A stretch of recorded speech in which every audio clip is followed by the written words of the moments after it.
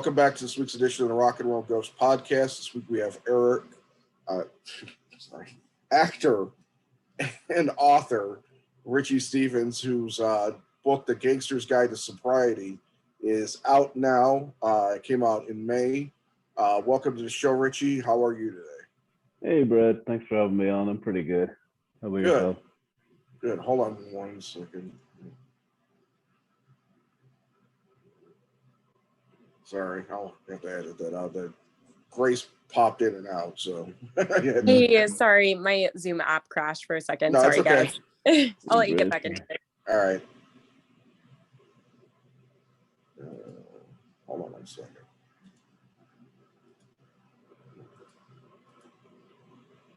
Okay. So tell me a little bit about what started you on the path to writing the book in the first place.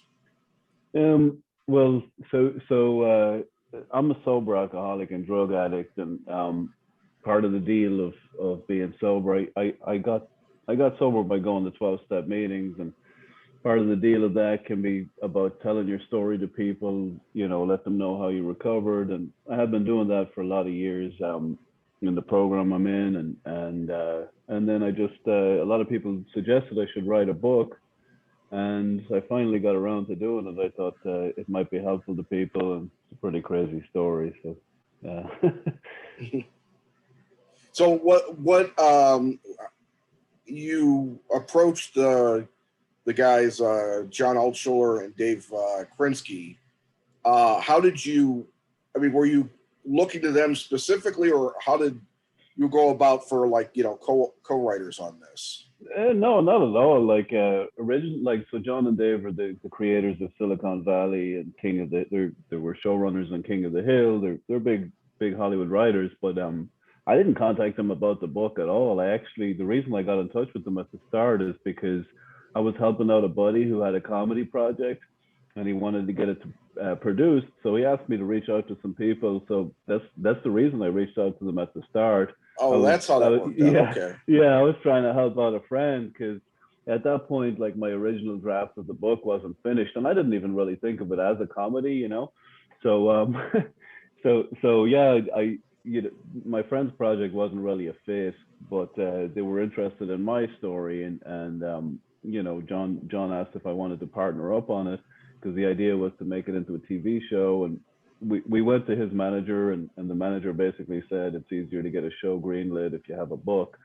So we took my original book to a book agent, and she said it's a pretty crazy story, it's great, but I don't know how to sell this because it was really long. It was epic. And John came up with the idea of rewriting the book based on the 12 steps, because then it would be more accessible to people. And so then we rewrote the book together, formatted, because that's how I recovered, by doing the 12 steps. So right. Yeah, that's how it came about. We partnered, we rewrote the book together, and the current version is a lot shorter than my original. Yeah, definitely. I mean, it's like 170 something pages, I believe. Mm-hmm. So how did you find, what was it about John and Dave that spoke to you that you could enter in this partnership together? Well, they were just really good guys, and there's not a lot of good guys here in Hollywood. There's all kinds of sharks and everything, and they were genuinely nice guys, and I was a big admirer of their work. Everybody loves Silicon Valley and King of the Hill, and they did Blades of Glory too. So yeah, it was amazing that we got to work together, because I really respect their work, and they're genuinely good fellas.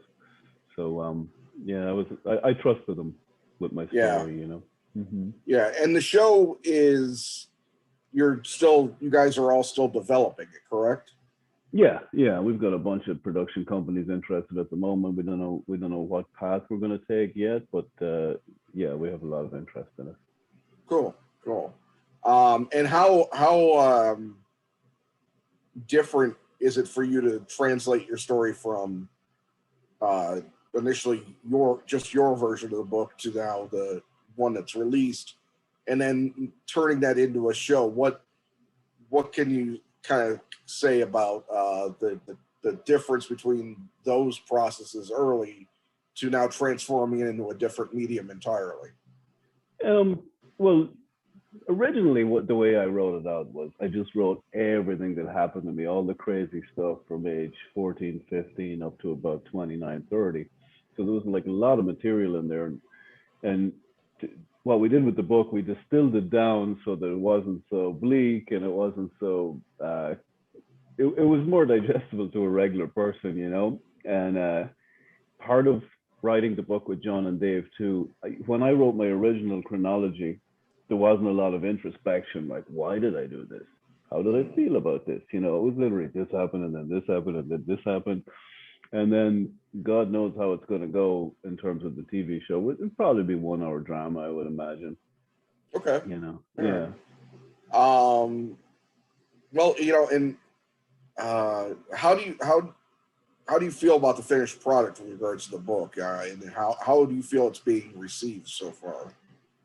Yeah, I'm really happy with it so far. You know, I feel like it's authentic, and I've got like a lot of people have contacted me. You know, it's been kind of touching. You know, a lot of people have reached out to me, and mostly strangers, but also people from my past who didn't know the kind of things that had been going on with me. So it's been pretty profound. Yeah. Well, you know, I don't know if I just asked this, but I apologize if I'm kind of re-asking it. What was your, you know, decision? What was your need to write a book in the first place? Well, because a lot of people suggested to me that I should write one. Usually when, you know, I've spoken at meetings maybe 50 times so far. Right. People ask me a lot, and you know, there's usually not another Irish guy around. I live in LA. There's not a huge amount of us here, and there's not a whole lot of sober Irish guys, and there's not a whole lot of sober Irish guys who used to be a criminal. Right. so it's a pretty unusual story, and I could talk for hours and hours and hours about my story, but usually when you come to meetings, it's pretty short, usually 20 minutes or half hour. I guess Right. people always want to hear more, and you know, I kept my story quiet for a long time. Like, people in recovery knew my story because you're supposed to be honest in recovery about what went on with you. But you know, I'm an actor in Hollywood, and I always play these bad guys on TV, and most of the Hollywood people had no idea that I really used to be one.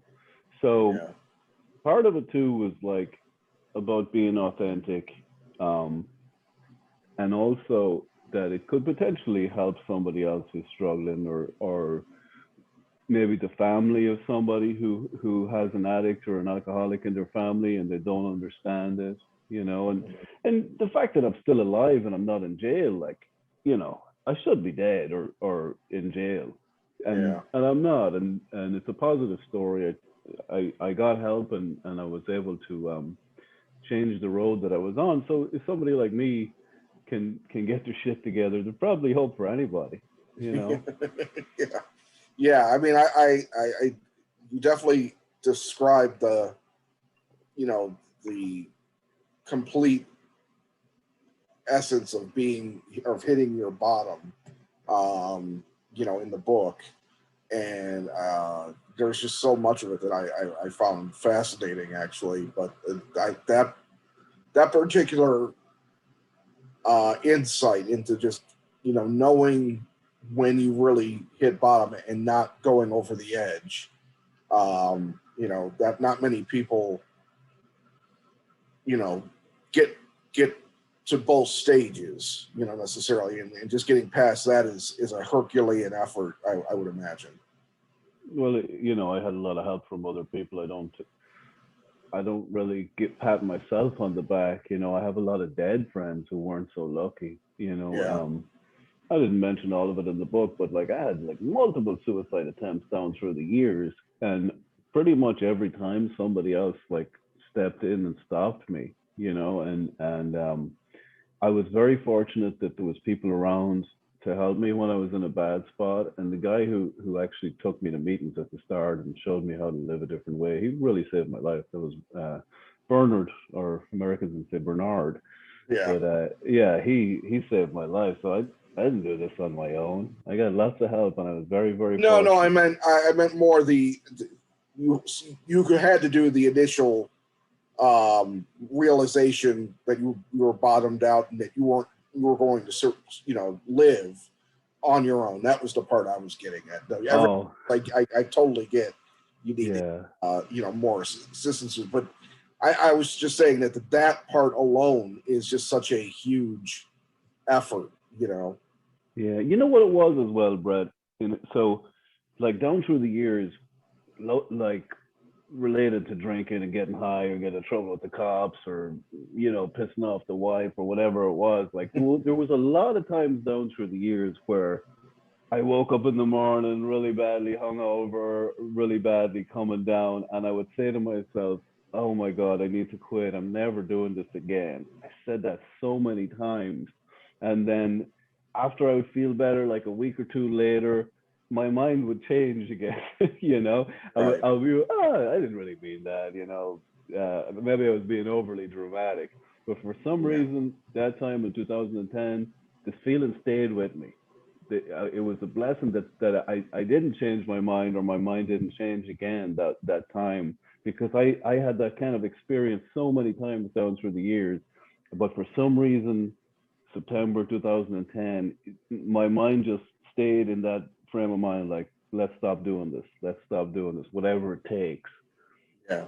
And I consider that to be a blessing, because I have a lot of dead friends who never got that need to change what they were doing, or they weren't able to.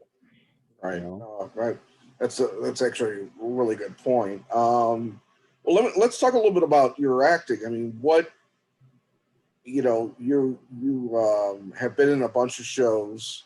Can you describe? You mentioned about playing bad guys. I mean, can you describe the mindset of getting into that character without dredging up too much of reality to tempt you in any way? Well, that's what I got pegged as at the start when I started acting. I took an acting class, and a good acting class will tell you what type of character you should play.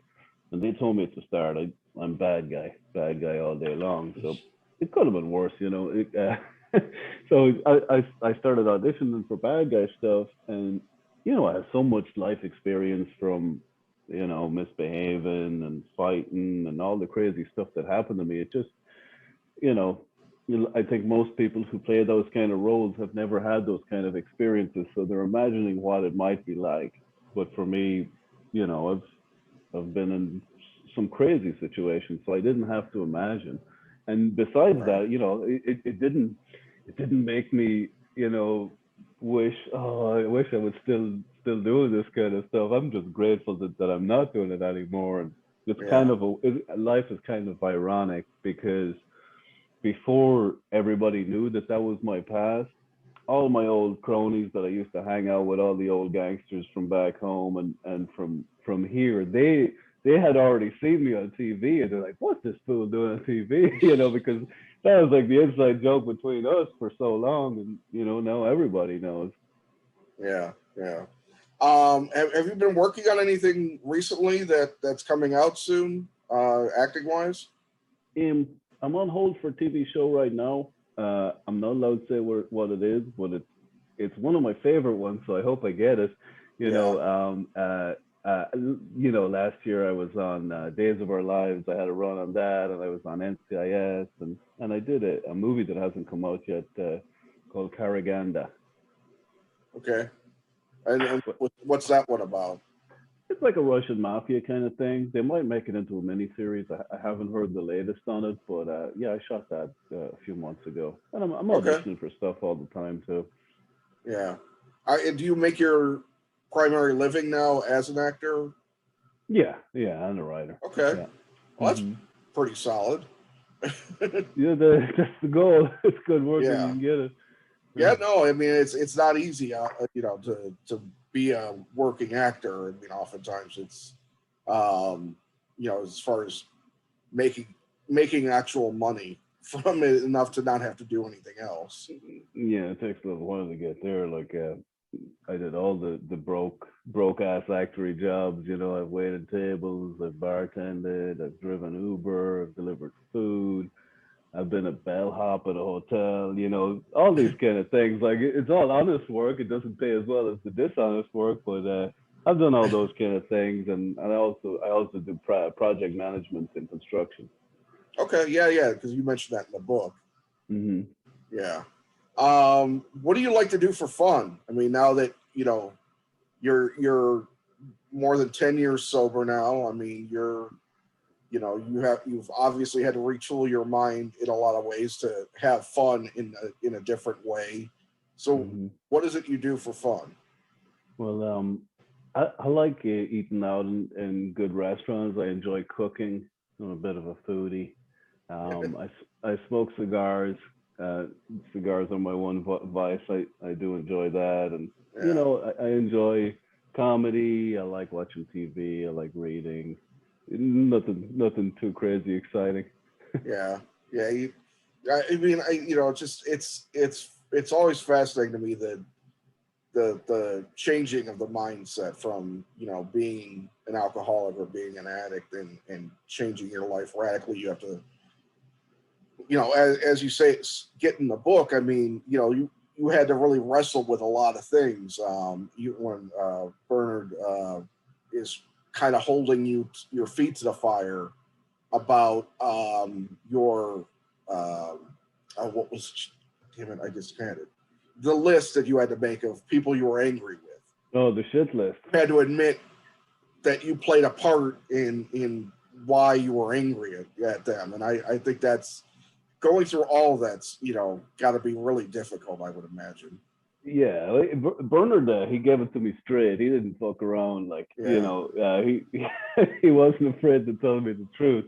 Like, so for those who don't know, I call it in the book a shit list, but step 4 in getting sober is make a list of all the people, places, and things that you're angry at, and you're supposed to write this stuff down, and then at the end of it, you're supposed to write what was my part in it. Yeah. And when I wrote this list, I thought I was a good guy. I figured, even though had been a criminal, I figured overall I was a nice guy, and I felt like people fucked me over. And so at the start, I wrote down this list, and I was like, I was like happy to write down all these assholes who screwed me over down through the years. But at the beginning, when I wrote it, I didn't really see that I had a part in it. Yeah. And like, for example, there was this guy years ago back in Ireland. I got caught by the cops. I was dealing, and one of my employees set me up. His name is Ollie. So he was like top of my list, and I was talking to Bernard about my list, and he says, "Well, who's the first person?" I says, "Ollie." He says, "Well, why? What did he do?" I said, "He set me up with the cops. He ratted on me." And Bernard says, "What was your part of it?" I said, "Well, I didn't have a partner. I was a stand-up guy. I never ratted on anybody. Cops offered to let me off, and I wasn't going to rat on anybody else." And Bernard looked at me and he says, "Weren't you selling drugs?" I says, "Yeah." And he goes, "Weren't drugs illegal?" I says, "Yeah." He says, "Well, if you weren't fucking selling drugs, you wouldn't have got arrested." Right. It was like a revelation to me that like, because I always thought I was a victim. It wasn't possible to see my own part and stuff, and all these other things I was mad about. I never saw that I had a part, but I really did. Yeah.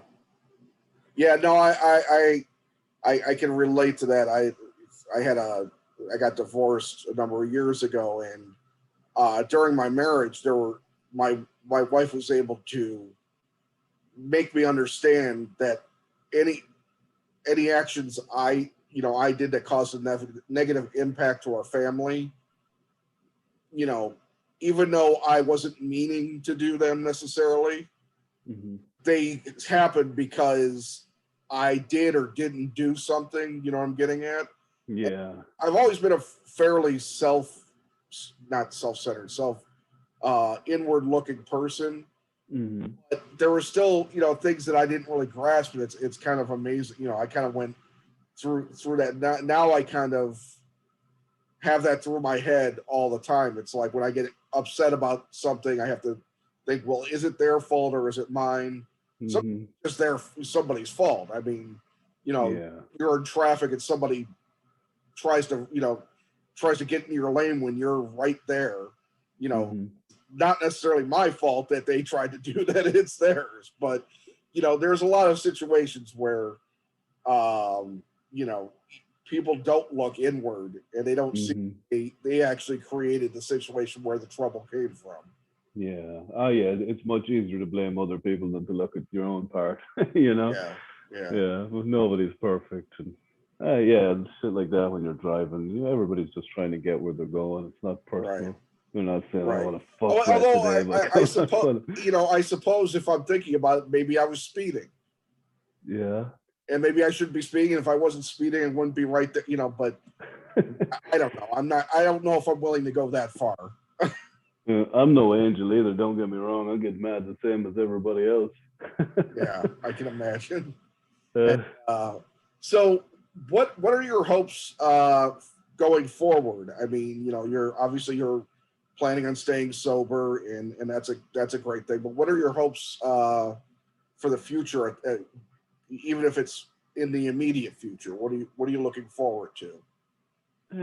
I just want to keep on doing what I'm doing. Yeah, it'd be great if we can get a result in terms of this project, getting a good TV show out of it. I think we will, and I just try to do the best I can, keep things simple, and be a good dad, be a good Yeah, son, be a good friend, be a good worker, the usual stuff. yeah, You know, yeah. I No, have a I lot. hear you. I hear you. I have a lot to be grateful for. So Yeah, just, no, you certainly do. I mean, it's been a long time of sobriety, and if you're keeping it up and you're staying on the path, it's a great thing. 'Cause it's not easy. Um, I have some experience from people in my life mhm, with it, and it was very difficult for some of them. Some of them it didn't work out for, and mm, some are trying their best, but yeah, you have to try to be there for them. But the hardest thing was, with knowing someone with these problems is knowing that you could only do so much for them. They have mm. to do it for themselves. Yeah, and also it's a sickness. People who are addicted to drugs or alcohol, Right. they get past the power of choice, and then it really takes something special for them to get out of that. And they lose the power of choice. Like you see a homeless dude who's on the street and he's drinking. You might just think, oh, why doesn't he just stop drinking and get his shit together? But the fact No. is, he's not capable. He's gone. Right. He could be gone past the point of choice, like, and there's help out there, but it's for people who want it, not for people who need it. So yeah, you're right. You do have to want it, and people who get sober, it's a miracle, like, because most Yeah. don't. Yeah, that's true. Well, Richie, I really appreciate you taking the time today. It was really nice talking to you and meeting you. I You wish too, you bro. success on the book, and hopefully the series goes through, and hopefully you get that show you're waiting on. Thanks, Brad. I'll let you know. I All appreciate you right. having me on. All right, All right. take You care. have a great rest of your day, okay? You too. God bless. Be All good. right. Bye bye. Bye.